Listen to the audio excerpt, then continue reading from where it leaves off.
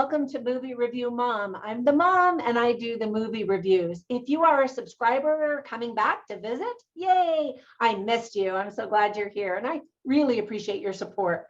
And if you're brand new to my channel, yay, you found me. I'm so glad.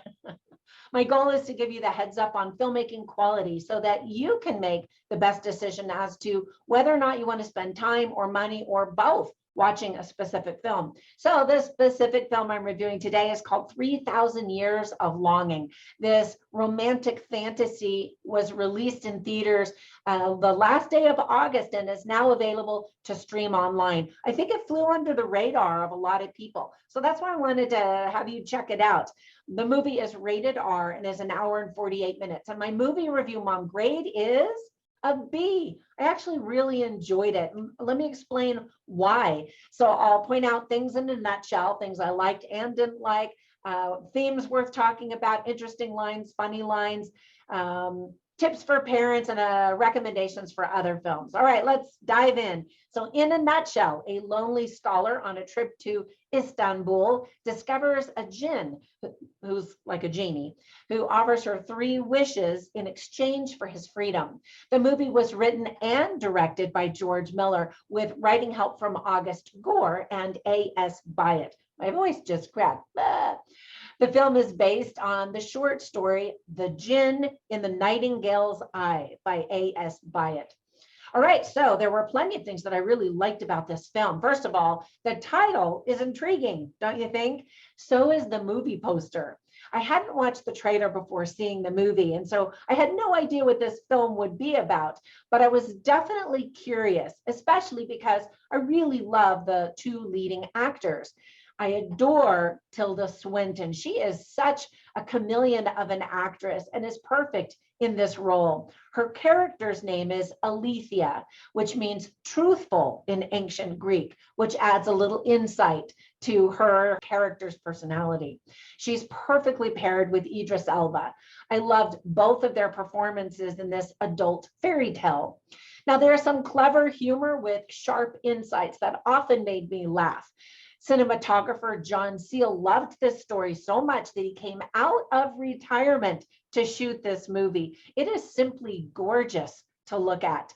Despite the story taking place in Istanbul, the movie was filmed entirely in Australia, made to look like Istanbul. I thought they did a pretty good job. Of course, I've never been to either place, but still. The rule of 3 is a storytelling principle that is used a lot in this tale. So look for themes of 3 visually also. There are so many interesting lines in this movie worth having long conversations about with people that you watch the movie with.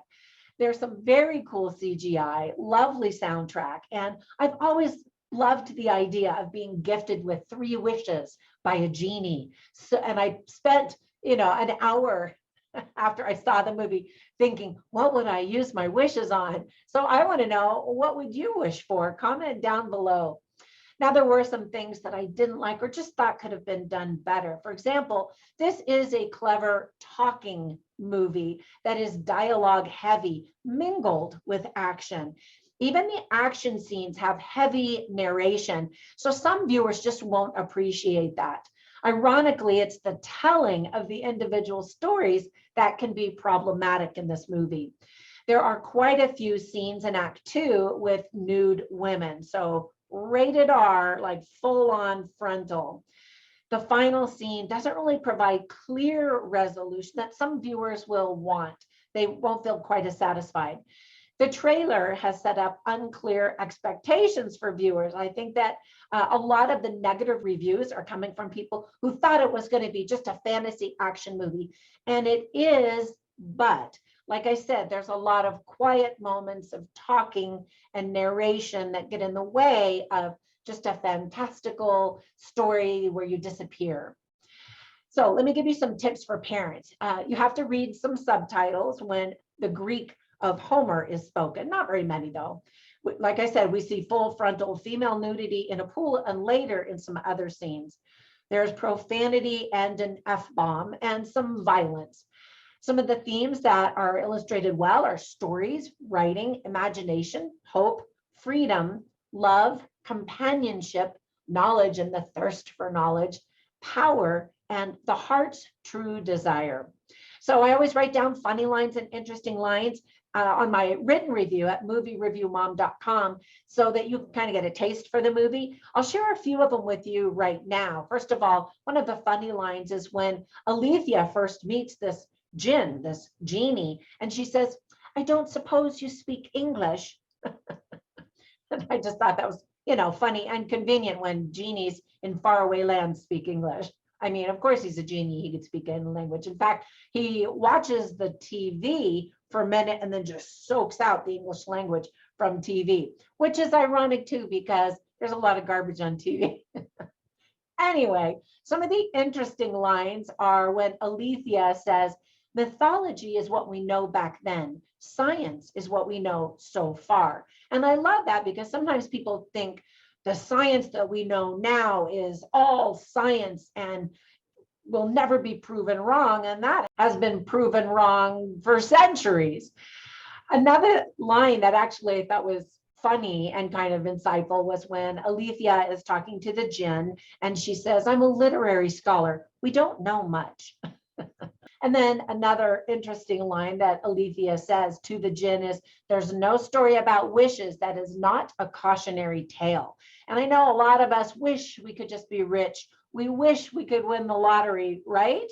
And if you look at those who have actually won the lottery, their lives are messed up because they've never learned the principles of money management, and they end up getting themselves into way worse trouble. And the message is that, oh, you could be happy without money. However, I would like to be happy with money. Thank you very much. Anyway, Alethea also says, "This wishing, it's a hazardous art."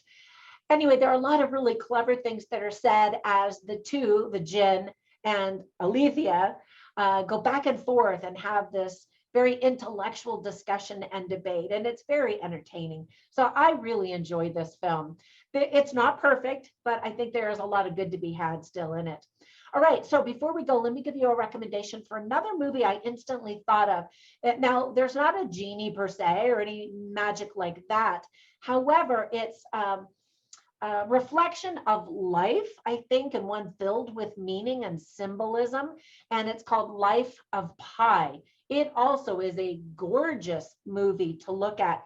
And when you watch it the first time, you'll take away something very different than when you watch it the second time. And that might be true of this movie as well, because I think sometimes lines are spoken so quickly that you don't have time to really sit down and think about what was just said before more things are being said and happening in the movie. Anyway, I hope you enjoy this movie as much as I did. Thank you so much for subscribing. When you get a minute, run over to Instagram and follow me at Movie Review Mom. And if you're curious about my books or my online courses or my family and my travels and all the other stuff, then you can follow me at Trina Boice. That's my name. All right. Thank you so much. Have a fantastic day, and I'll catch you in the next one. Bye for now.